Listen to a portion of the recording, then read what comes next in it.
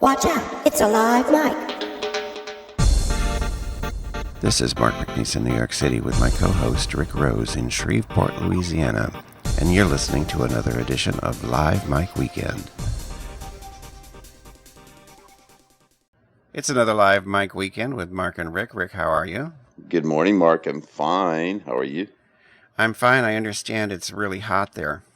Yes, I'm in Shreveport, Louisiana. It's about 105 degrees, and I think we got at least another week of it. I remember about 3 years back, it was 100 degrees for 60 days straight. No lie. Oh, my God. That's like biblical. Yeah, pretty much so. And like the Bible, I just find myself walking on water or sinking in water or doing something like that at the end of the day. Well, Splish, maybe God's doesn't like Bobby Jindal.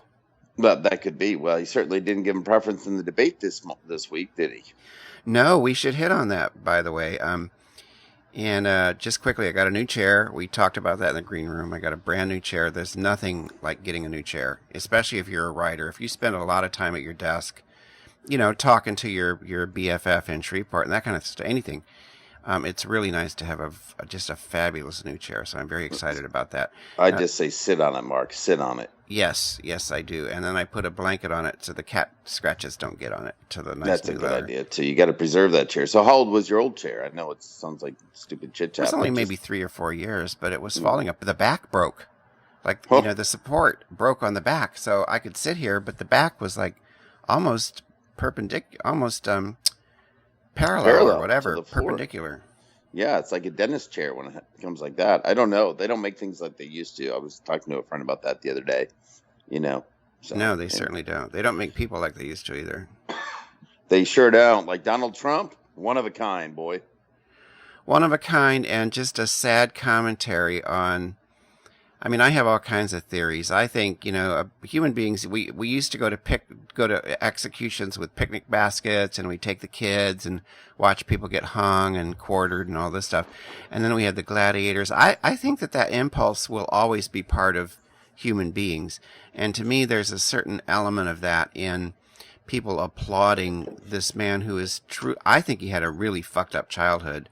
I thought about that yesterday. Like, what happened to him as a child that he would grow up to be so cruel? His comment about Rosie O'Donnell, which was applauded by these people who would take their little kids to see people hung, was appalling. I mean, it was appalling. And her response was just one tweet. She said, "Try explaining that to your kids." Yeah, I know. It was nasty. And he says, "Are we over?" Okay.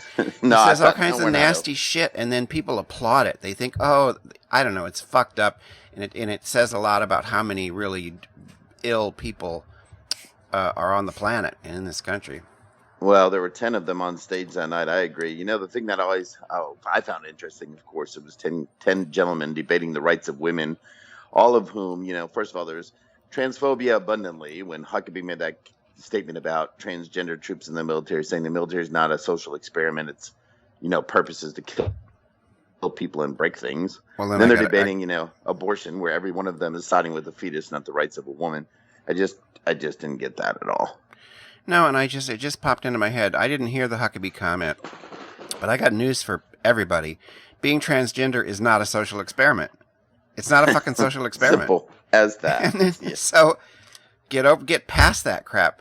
And we watched it, and then I ended up actually had to go in the living room. I had to get away because it was hurting my head. I agree. I came in the room. Are we moving on? Yeah, let's move on. I want to move on to transgender. This was a big week in sexual discussion. I'm Kate. Now, have you watched it at all? Last week, I think we talked a little bit about Caitlyn Jenner's new TV series.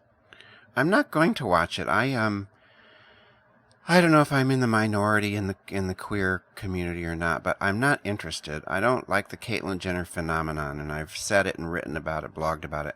It's not that I don't like Caitlyn Jenner. I don't know her. I have no reason to like or dislike her, but I don't like the phenomenon.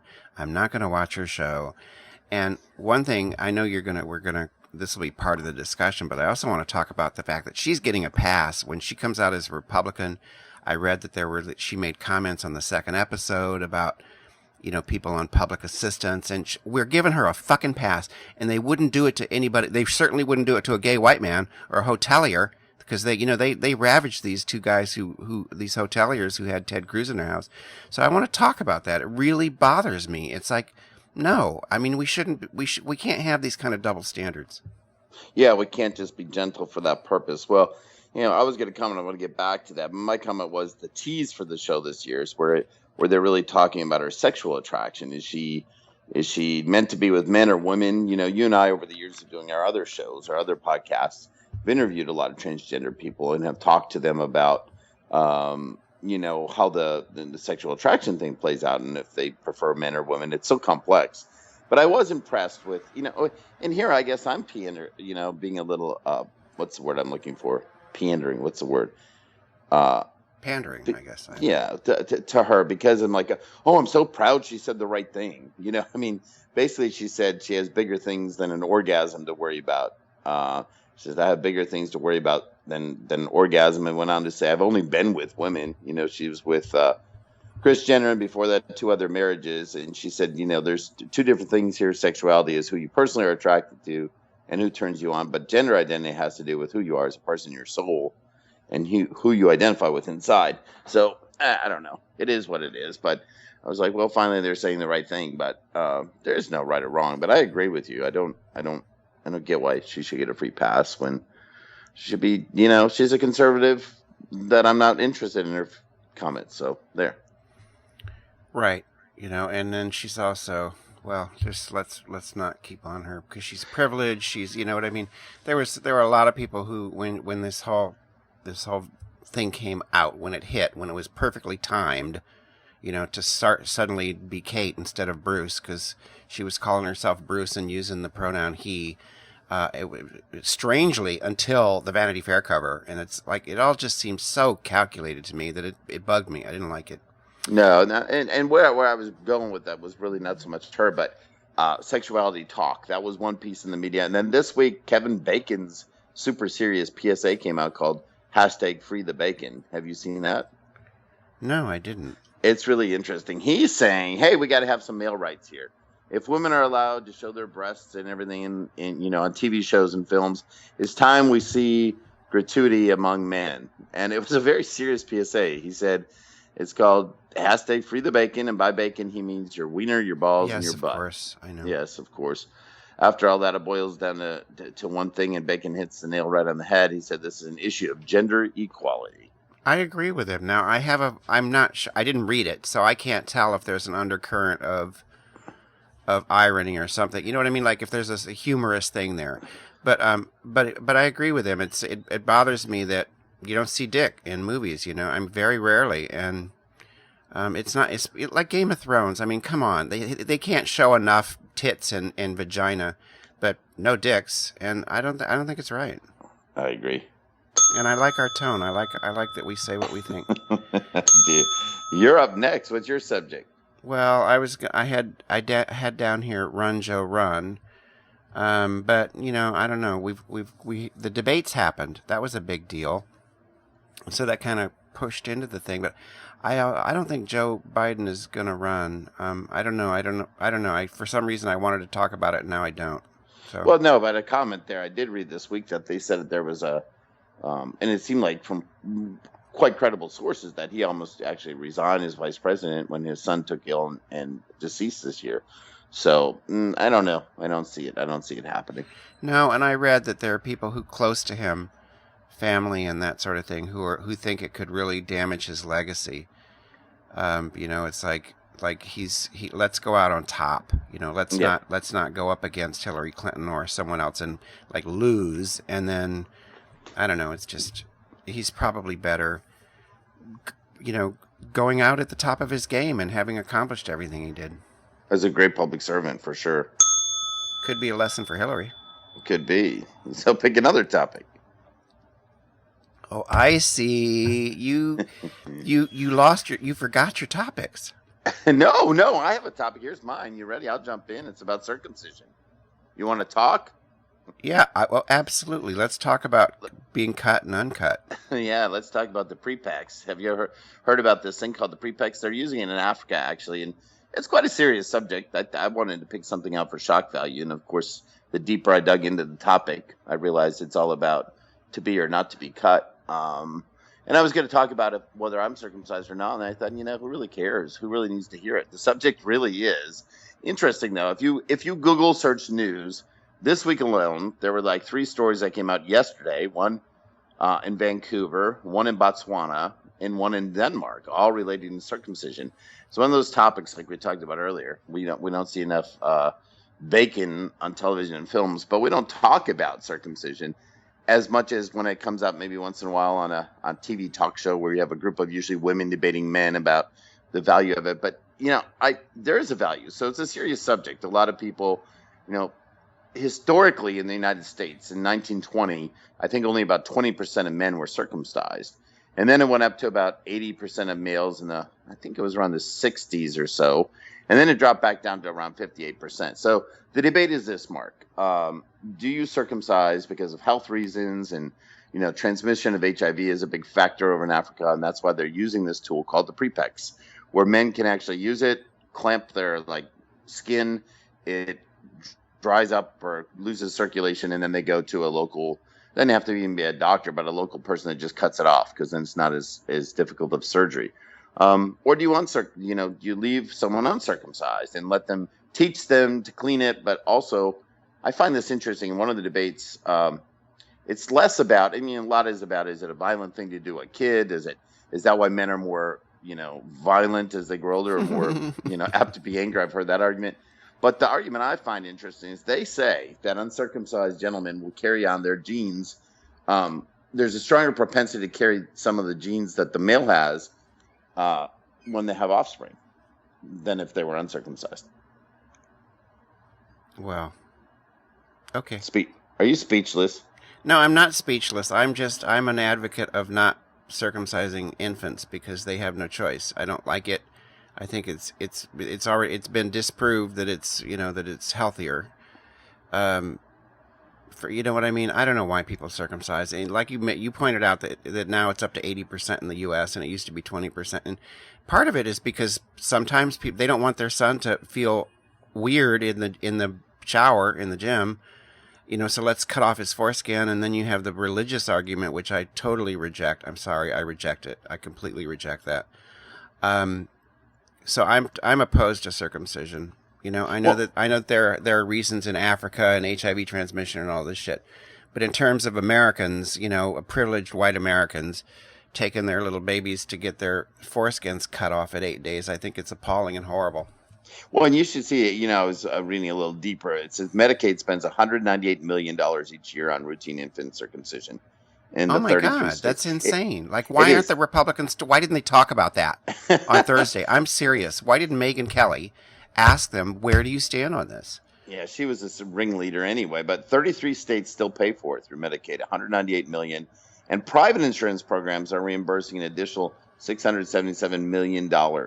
They should stop. There's the AMA, somebody's behind this, like the surgeon, like the circumsurgeons or whoever, whatever you call them. Well, as I say, and it's a topic people don't talk about. The only reason I brought it up was because this week over in Canada, Taylor Swift was at a concert at BC Place Stadium, British Columbia Place Stadium. And I found it interesting because this group of people called the Canadian Foreskin Awareness Project, which are fighting to keep people uncircumcised, they protested there, Mark, because they said, if we can get Taylor Swift to agree with us, we're home free and we'll have some movement to in our voice, because she dates Calvin Harris, who is Scottish, who they believe must be uncircumcised because he's Scottish. So they felt she had a soft spot for uncircumcised people.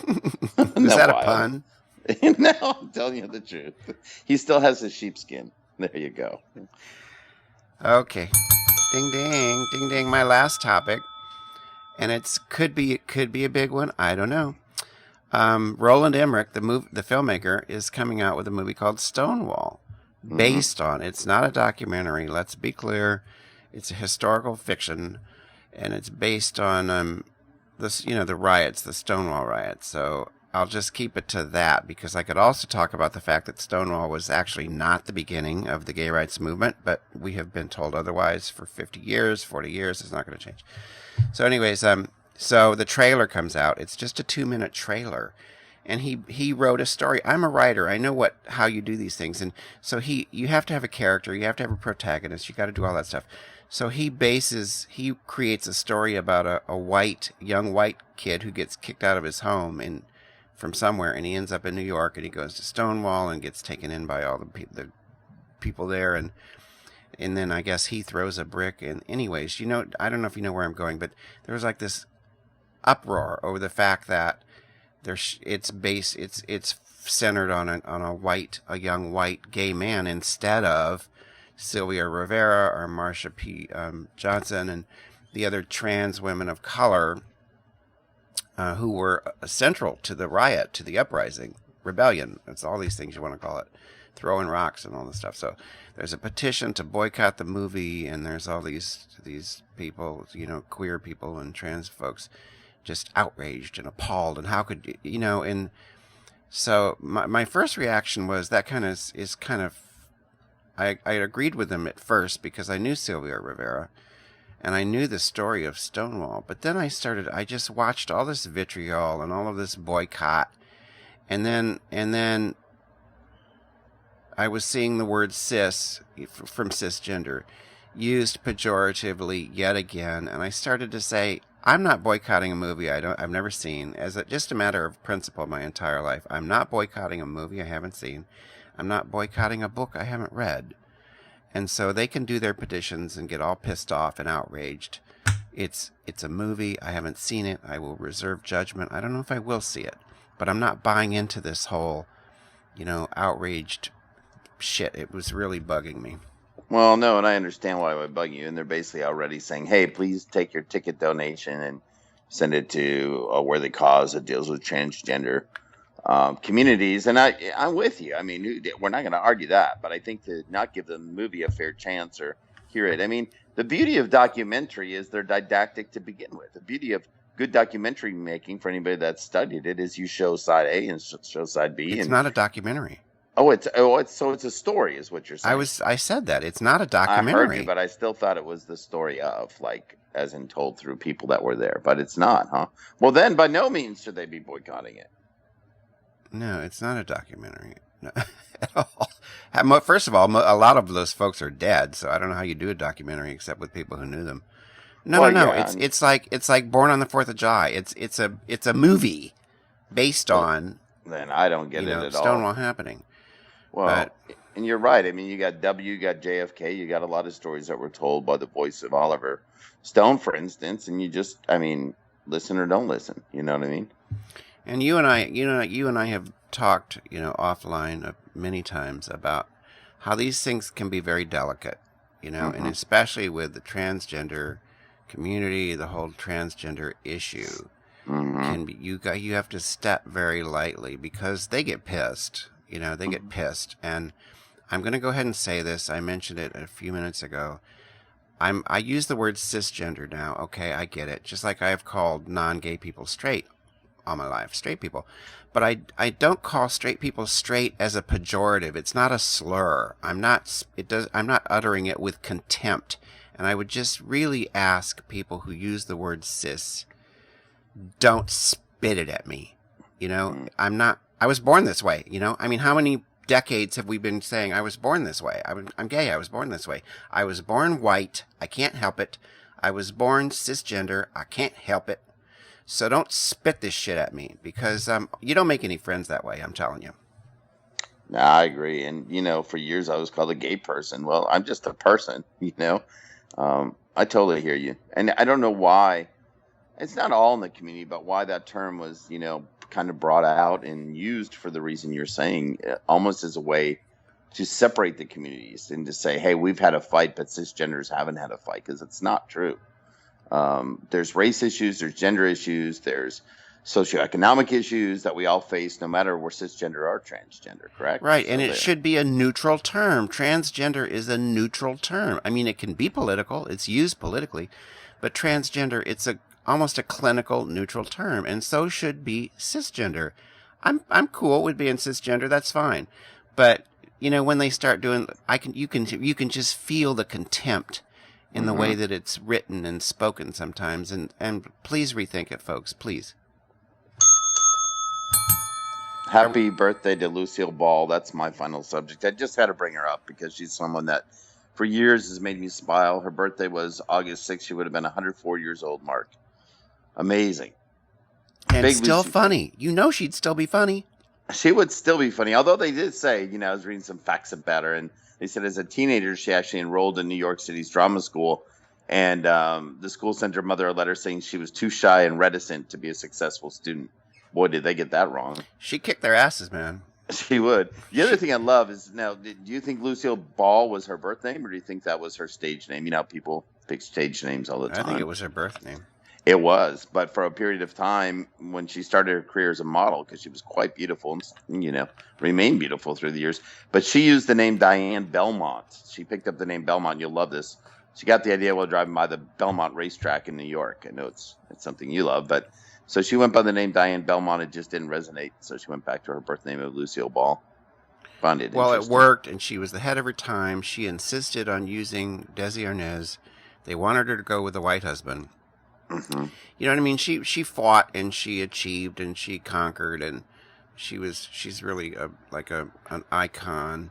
Yeah, and if you think about it, I mean, back then when we talk about words like cisgender, whatever, they wouldn't even let her. She was in the forefront. She was the first person to be specked in a baby on TV, as you know. And actually, I didn't realize that she gave birth to little Ricky on TV the same day that she actually delivered her child, Desi Jr., in a C-section birth. Wow. And then also my final thing with Lucy, because I remember when she died, Mm-hmm. but she, I just lost my train of thought. See, let's see, Desi, baby Lucy, she did something. She was amazing.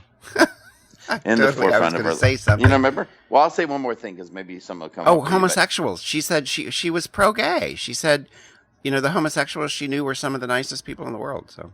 Yeah, she never had an unkind thing. And her hair color was golden apricot, if anyone wonders. It wasn't just red. Her hairstylist came out and said it was actually a golden apricot. But she used a henna rinse, which they've kept under lock and key all of her life. So there you go.